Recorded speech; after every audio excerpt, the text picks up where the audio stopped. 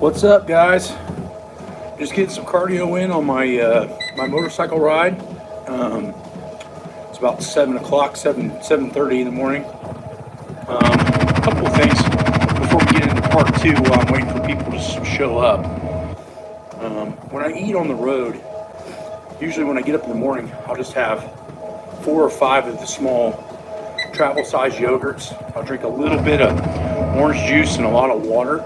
A lot of that's changed since I went to that since a lot of it's changed since the kidney issues were found out last year. A lot of times for breakfast, what I'll have is Greek yogurt, a little bit of fruit. Try to eat about 40 to 50 grams of protein in the morning with the fruit, and then usually maybe a piece of whole wheat toast. So that breakfast is a little bit different, but yeah, I try to get still between 7 and 10,000 steps in, even on my motorcycle trips. So I usually get up early in the morning and do my walking. 4 mile, yeah, that's pretty far for me. I usually try to get, including the walking that I do normally through the day, I probably get about 4. So I'm just at a local Hampton Inn, actually my old stomping grounds in Muncie, which is fitting for this live because this is part 2 of kind of following your dreams. So if you guys noticed, I posted a Winning Wednesday video about a month ago, and I led up to my high school and undergraduate careers of kind of what I was doing and what it took to get into school. So a small recap is Dad passes away right before I start high school. High school grades are terrible. Freshman and sophomore year. Junior, senior year, I get my shit together. Hey, what's going on, Donica? So that kind of does not help me get into college. I go do a job shadow, slight internship with the Indianapolis Colts, and so once I do that, I find out my passion, or what I want to do, is I want to be a pro strength coach. So I go back with this battle plan to go to school. I get rejected because my high school grades are not that great. End up getting on probation, and then slowly chart the transition from welding to coaching. And that's kind of where we left off. So the big thing is stay in bed, right? If you want to be in your dreams. Yeah, it's a good point. So my dream was I wanted to be a pro strength coach. So I knew that I needed to get around pro athletes. And so my first internship that I did right before I went to graduate school was at International Performance Institute. And then the other one was at University of Texas. At that time, they were top 3 school in the country for football. Actually, they're really good this year again. But back then, Texas was kind of like the biggest athletic program in the country. And Wade, my old boss at Ball State and the current online coach on the website, was pretty good friends with Mad Dog Jeff Madden. He got me an internship down there. So long story short, I do 2 internships. University of Texas, I deal with Roy Williams and a couple other guys that make it to the pros. That was my first taste of pro athletes. Mark Henry was down there, and he was training occasionally. So I got to bounce some ideas off of him, which was really cool. And then IPI was kind of the one where I got to work with the Pacers, the Raptors, John LeClaire, which was at the Red Wings. Trying to think who else was down there. Byron Leftwich for the Jaguars. Anyway, there was a lot of really good pro hockey, pro football, and pro basketball teams. One of the biggest things I saw at that time was Vince Carter, because we had a contract with the Raptors. Vince Carter is doing a seated box jump, one-legged, and jumps to a 42-inch box. Completely unbelievable. And so I'm getting a taste of these guys, but what I'm realizing is a lot of these guys are running on pure skill and genetics. They don't really have a lot of maximal strength. IPI kind of is a huge movement school, I wouldn't say that they were a huge strength school. So the weights were kind of meh. But where my weakness was is understanding dynamic mobility, stretching stuff, understanding balance, coordination, those types of things. Because at Ball State, we were very focused on getting people stronger because their skill level was moderate because it was a smaller D1 school and they just needed to be stronger to be better. So we had in some ways at Ball State with myself and Wade and another guy named JC, we had an amazing strength conditioning program. And we were using a lot of the dynamic mobility stuff as well, but I just didn't understand it 100%. So I go down to the source. Mark Versagen, which started Athletes Performance, had just left. Lauren Seagrave was there, which was an amazing track coach at the time, probably still is. And I wanted to work on my weaknesses, which was running speed and running technique. So I go down there, I do my internships. It's interesting to say the least. Come back with a little bit different knowledge.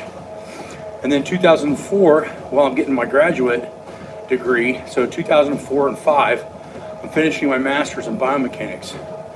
Still trying to train at a high level, probably in some ways the busiest I ever was in life. I had to be in the weight room around 5:30 in the morning for the teams.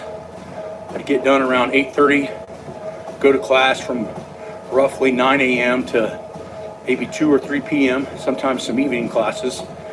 Then I'd have to go back to the gym, train athletes till about 5:30, and then I got to work out myself in the athletic weight room.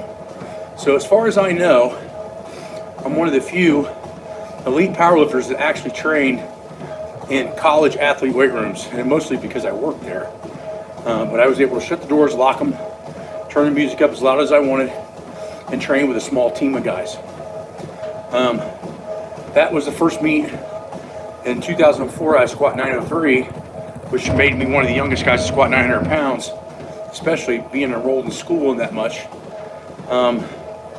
2005, I was finishing my master's and my thesis, so I didn't really compete much in 2005 just because of I was just wore the fuck out. I was training my ass off, but just didn't have enough time to put 12 weeks in a row in to get everything finished. And I still turned in my thesis probably 2 months after I graduated. So I'd actually walked and finished all my classes, but I had to stay the rest of the summer where I really didn't have any responsibilities on the weight room, etc., to finish my thesis. So my schooling was done in May, but my thesis wasn't actually completed until about August. Biomechanics is the study of human movement. So it's a lot of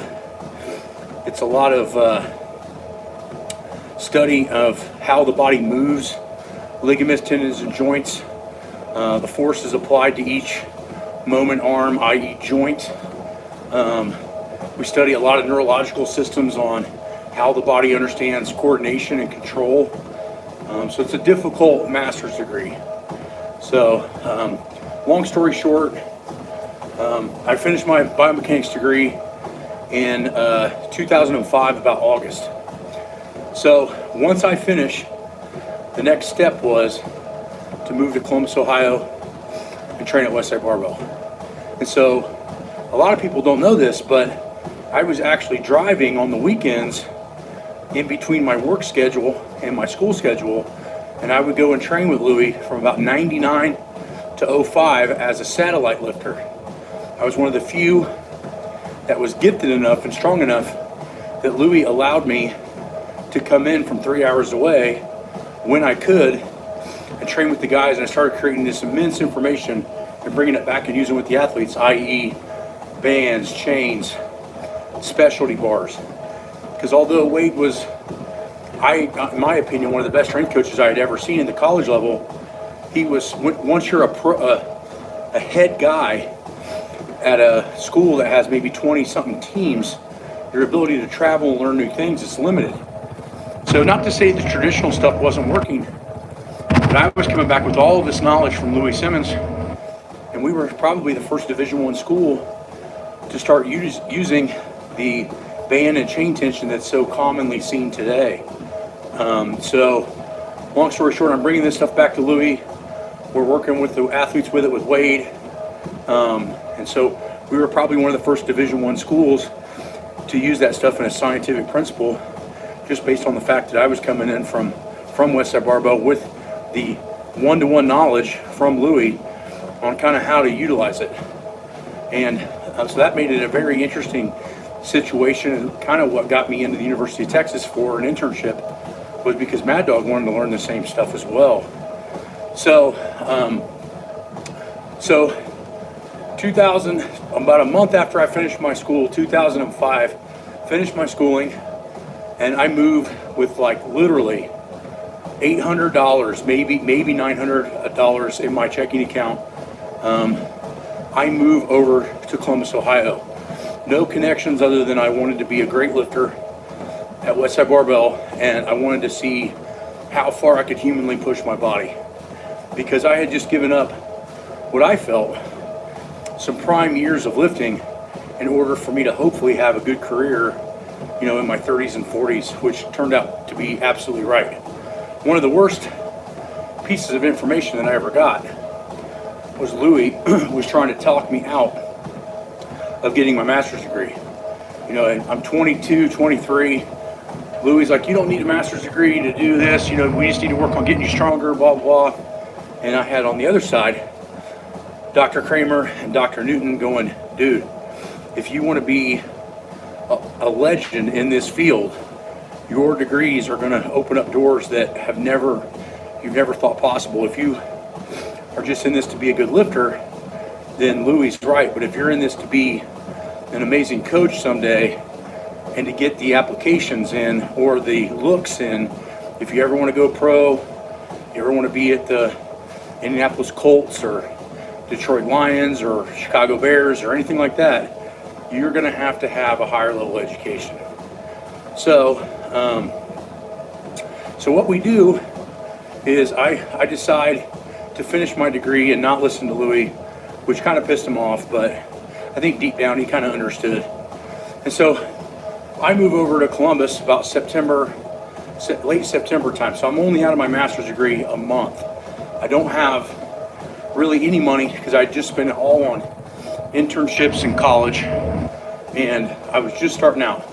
So I had to work at this little gym, or as a big gym, but Lifetime Fitness. I had to just basically get a job quick, and they let me fluctuate my hours around my training.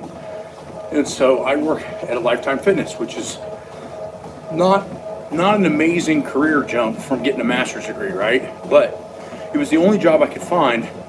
It was kind of in the area of my degree, and it would hire me immediately, and they would totally flex around when I had to train. So I worked there. I'm there 3-4 months. It's terrible. The corporate system of a Lifetime Fitness, or I'm sure any huge box gym like that, they take way over 50% of what you're charging. It's just not set up to be a good work environment. So 4 or 5 months later, I make a deal with Louis that I'll help him with the overhead at Westside Barbell, and I'll bring in my clients and train when the groups of the elite lifters are not there. So now I have my own office at Westside Barbell. I brought all of my clients over there, started to train with them, train them there in between my work hours. It was like the perfect setup for about 2 years. So I have my own office at Westside. I'm working with the athletes there. It's great. Well, the pro team stuff starts knocking on my door again. So about early 2007, Cleveland Browns head strength coach Buddy Morris comes down to Westside Barbell, and we're all lifting, and Buddy's asking questions appropriately at certain times. When we're not in between sets or whatever. And Louis too busy working with the athletes. He's just trying to get Buddy to learn by watching. So he's asking me a couple of questions in between my sets, and I'm giving him the answers that he wants to hear. So without me being there, him and Louis go to eat, probably after the training cycle, maybe lunch or something. And Louis Buddy Morris is like, hey Louis, that Matt dude, he knows a lot. And Louis like, yeah, he's got a master's degree and so-and-so. And he's like, you think he'd be willing to come up and work at the Cleveland Browns? And, Louis kind of gives him kind of a confused look because, even in my mind at that time, I'm at Westside Barbell. Why would I want to go to the Cleveland Browns? But in my mind, even before I met Louis, I had already done an internship at the Colts or a job shadow, and that was kind of my dream job. And Buddy asked him this, and Louis is like, well, you ought to ask him. I don't know if he'd want to or not. And so maybe the next day or the day after, Buddy Morris calls me and is like, hey, I'm getting ready to lose my assistant strength coach, Tommy Malinsky, to the Jaguars.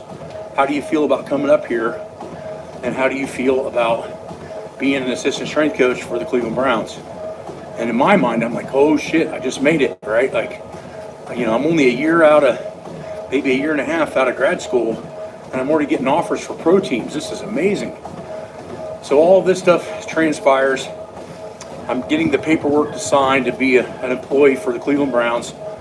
And about 2 weeks into the process, I'm starting to pack up my shit to move to Cleveland. Louis pretty pissed because now he knows I'm only going to be able to come around my work schedule, probably in the off season. And Buddy calls me and is like, hey, bad news, the entire staff just got fired. So what had happened over the course of that time was Butch Davis was the head the head football coach at Cleveland. He gets fired. Romeo Coronel from the Patriots comes in, and he's going to be the head guy. And at first, he tells Buddy Morris that he's going to keep this entire strength staff because he likes what they're doing, blah, blah, blah. Well, then when the time comes to actually make the change, head office comes in and fires Buddy Morris. And i.e. fires me as well without even starting a day. And that's when it started the process of me realizing that maybe the pro team stuff wasn't my bread and butter, especially at that time, because of the insecurity and just the lack of, in my opinion, self-respect. In my thought process at that time, Buddy Morris was probably the best strength coach in the professional football league, but because Butch Davis and the team just couldn't win as many games as they thought they should win, they just get cut. And I'm thinking, so you're telling me if I do an amazing job and I bring 120% of what I'm capable of bringing, and the players still can't put it together on the field, somehow that's our fault? Interesting scenario. And so my sales are just kind of sucked out of wind. I'm completely pissed. Louis is already kind of mad at me because now he sees that if I get a job opportunity like that, I'll probably leave. So he thinks that it's a loyalty thing. And that's when the butting of heads between me and Louis really started the process. Was he was realizing that I would take a pro job if I wanted it, and I would leave and reduce my capacity. Now keep in mind, every powerlifting meet I did, I was getting anywhere from 50 to 100 pounds more on my total. So this last part of this story is the nail in the coffin between me and Louis. So Bill Crawford is running a bench press seminar at Detroit Barbell. So it's about a 2.5-3 hour drive from Columbus. My buddy Drex, which was a long-time lifter at Westside Barbell as well, goes, hey man, I know your bench has been stuck around 715 for about a year. We ought to go up to this Bill Crawford seminar and see if we can make some progress. So I'm like, yeah, that's a great idea. Because Louis was always teaching, you keep your elbows tucked in at the top and kind of roll press it. And it never really worked for me. It never worked for me at 720 pound bench. But I always knew that there's probably a better way to do something. So what I do is I drive up there and I go to Detroit Barbell, and Bill Crawford's there, and he is showing me how to set my bench press shirt, and then he's showing me how to keep my elbows out until it grabs, the shirt grabs, and then tuck, and then right when it touches and you get the press command, you pop the elbows back out and the shirt just kind of goes back into position. In 1 hour, I go from a 715-ish bench to almost an 800 bench. And it's like, oh my God. So I'm thinking, like I'm sure most of you guys would be thinking, hell, I bring this information back, make everybody at Westside Barbell stronger, and Louis is going to be pretty happy that everybody's getting better. It's going to make everybody improve on their totals. Greg Panora and I were both very close to world records at the time anyway, as far as totals are concerned, and even in some other particular lifts. So I bring this information back, and about 2 months later, I don't really tell anybody, but about 2 months later, we go do a bench press only meet. And then I take JL Holdsworth's name off the board, which I wish fuck I'd had a picture of. And it was 775, and that was the 308 Westside Barbell record in a full meet for like fucking 5-6 years. I hit 785 easy, like easy as shit. And so I'm up and I'm like, yeah, you know, fucking finally got my name on the board, you know, which is a huge deal at Westside Barbell. And I just noticed that Louis really not that happy about it. You know, I had changed my technique on the bench, although I've gotten better than anybody previously at 308 at Westside Barbell. It kind of pissed him off that I wasn't using his particular method. So, long story short, that was kind of the last nail in the coffin. And then Louis and I end up having it out at the next training cycle due to other reasons. So part 3, I'll go over that. Hope you guys really like this this Wenning Live. I'll answer a couple of questions on this. Yeah, it's amazing the questions I'm getting that don't revolve around this, but let's see.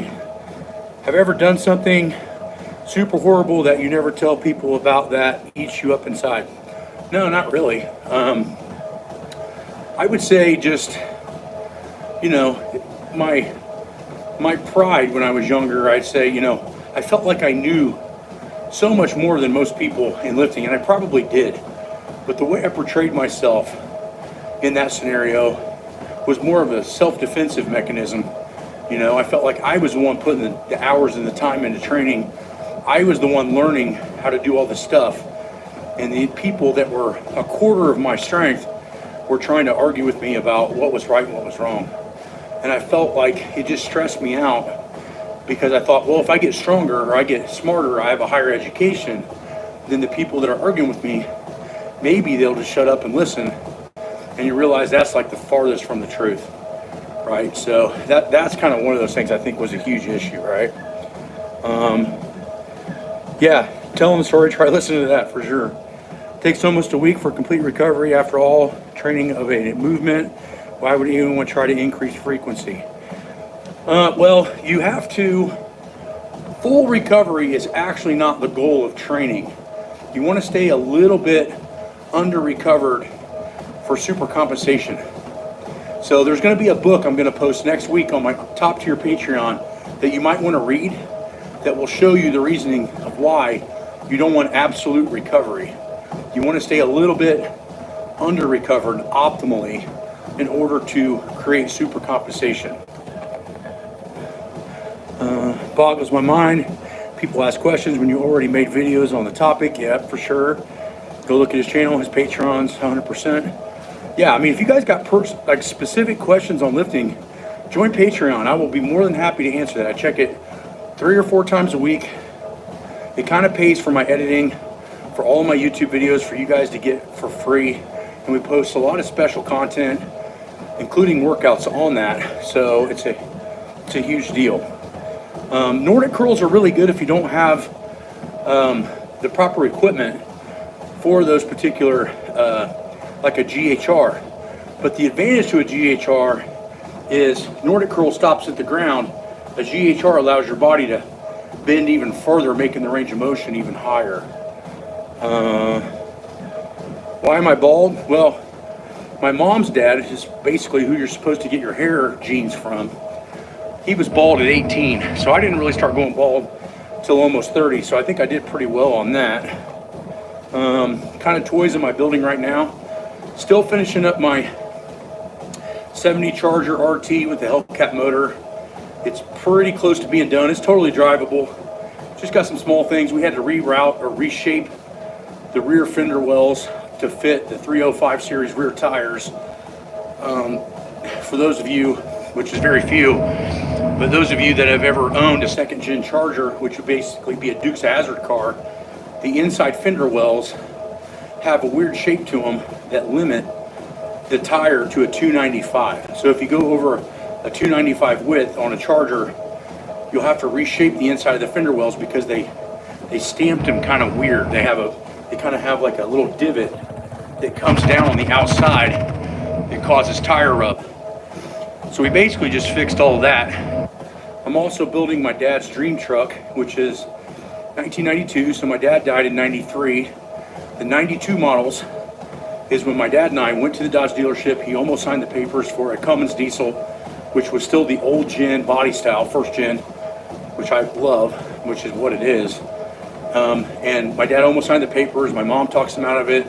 Next thing you know, he's terminal and never has that truck. So I find one in Utah, to my good friend Sean. He finds it in Utah.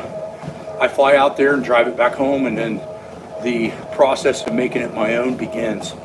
So those are the projects that I'm really working on. I just finished a 72 Impala coupe with a new 2021 LT1 at a 10-speed. We're still working little bugs out of it, but it's totally drivable.